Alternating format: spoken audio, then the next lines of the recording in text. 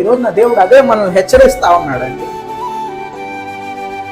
నాకు అర్థంగా క్రైస్తవులుగా ఉన్న మనము ఒక బాధ్యత లేదు, ఒక పరుగు లేదు దేవుని కొరకు, ఒక రోషం లేదు దేవుని కొరకు.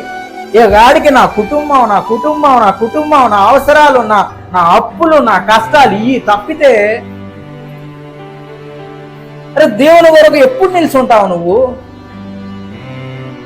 అప్పుడు లాస్ట్కి నియమించుకున్నది ఎస్తేరు, సరే నేను ఉపవాసం ఉండి చచ్చిపోయినా పర్వాలేదు, నేను వెళ్ళిపోతాను రాజు దగ్గరికి. అది కదా దేవుడు అడిగేది.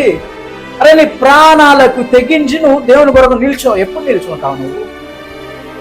నీకు అర్హతనిచ్చాను నేను, నీకు ధైర్యాన్ని ఇస్తా ఉన్నా, నీ పక్షాన నేను ఉంటాను అని నీకు స్థానాన్ని, నీకు అర్హతనిచ్చినప్పుడు నేను చచ్చిపోతానేమో, లేకపోతే నా కుటుంబం నాకు సహకరించదేమో, నా ఆరోగ్యం నాకు సహకరించదేమో, నాకున్నవి నాకు